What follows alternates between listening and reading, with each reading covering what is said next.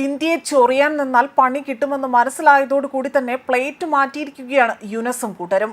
ഉഭയകക്ഷി ബന്ധം കൂടുതൽ ശക്തമാക്കാനുള്ള ശ്രമങ്ങൾ നടത്തുകയാണ്. അതായത് ഇന്ത്യയുമായി ഉഭയകക്ഷി ബന്ധം കൂടുതൽ ശക്തമാക്കാനാണ് ഇവർ ശ്രമം നടത്തുന്നത്. ഇനിയും ബന്ധം വഷളായാൽ അല്ലെങ്കിൽ അതിനായി തന്നെ തങ്ങൾ ആഗ്രഹിക്കുന്നില്ല എന്നതാണ് ഇടക്കാല സർക്കാർ പറയുന്നത്. ഇനിയും ഭീഷണി മുഴക്കിയാൽ പട്ടിണിയാകുമെന്ന തിരിച്ചറിവ് അവർക്കുണ്ടായിരിക്കുകയാണ്. ഇതോടെ ഇന്ത്യക്ക് മുന്നിൽ ഭിക്ഷയാചിച്ച് തങ്ങൾക്ക് കുറച്ച് അരി നൽകണമെന്ന് പോലും ബംഗ്ലാദേശ് യാചന അറിയിച്ചുകൊണ്ട് കഴിഞ്ഞ ദിവസങ്ങളിലാണ് പുറത്തു വന്നത്. ഇതോടുകൂടി തന്നെ ഇപ്പോൾ മറ്റ് രീതിയിലൊന്നും തന്നെ തങ്ങൾക്ക് ഇന്ത്യയെ പ്രതിരോധിക്കാൻ കഴിയുന്നില്ല എന്ന് വന്നതോടെ യുനസ് ആകട്ടെ പ്ലേറ്റ് മാറ്റിയിരിക്കുകയാണ്. ഇന്ത്യയുമായി തന്നെ കൂടുതൽ ബന്ധം സ്ഥാപിക്കാൻ തങ്ങൾ ആഗ്രഹിക്കുന്നുവെന്ന വാദമാണ് ഉന്നയിച്ചിരിക്കുന്നത്.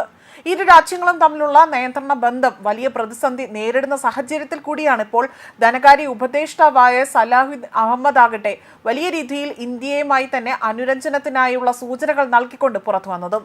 മാത്രമല്ല, ഇന്ത്യയുമായുള്ള ബന്ധം സാധാരണ നിലയിലേക്ക് എത്തിക്കാൻ വേണ്ടി ഇടക്കാല സർക്കാരിനെ നയിക്കുന്ന മുഹമ്മദ് യൂനസ് ആകട്ടെ വ്യക്തിപരമായി തന്നെ ഇടപെടുന്നുണ്ട് എന്നതാണ് വൃത്തങ്ങൾ സൂചിപ്പിക്കുന്നത്. ചില കോണുകളിൽ നിന്ന് ഉയരുന്ന ഇന്ത്യ വിരുദ്ധ പരാമർശങ്ങൾ രാഷ്ട്രീയ പ്രേരിതമാണ് എന്നും അവയ്ക്ക് ഇടക്കാല സർക്കാരുമായി തന്നെ യാതൊരുവിധ ബന്ധവുമില്ല എന്നും ഇവർ കൂട്ടിച്ചേർത്തിട്ടുണ്ട്.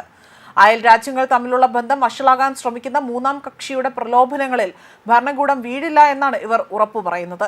നിലവിലെ രാഷ്ട്രീയ സാഹചര്യങ്ങൾ വ്യാപാരത്തെയോ അല്ലെങ്കിൽ സാമ്പത്തിക സഹകരണത്തെയോ ബാധിക്കില്ല എന്നും അവശ്യ സാധനങ്ങളുടെ ഇറക്കുമതിക്ക് തടസ്സമുണ്ടാകില്ല എന്നതാണ് ഇവർ വ്യക്തമാക്കുന്നത്.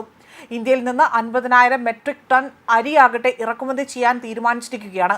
ഈ നീക്കം ഇരു രാജ്യങ്ങളും തമ്മിലുള്ള സാമ്പത്തിക ബന്ധം കൂടുതൽ ഊഷ്മളമാക്കാൻ സഹായകരമാകുമെന്ന് തന്നെയുള്ള പ്രത്യാശയാണ് ഇവർ പ്രകടിപ്പിക്കുന്നത്. ഇതോടൊപ്പം തന്നെ പാകിസ്ഥാനിൽ നിന്നും 50,000 മെട്രിക് ടൺ അരിയാകട്ടെ അത് വാങ്ങാൻ യുനസ് ഭരണകൂടം പദ്ധതിയിടുകയാണ്.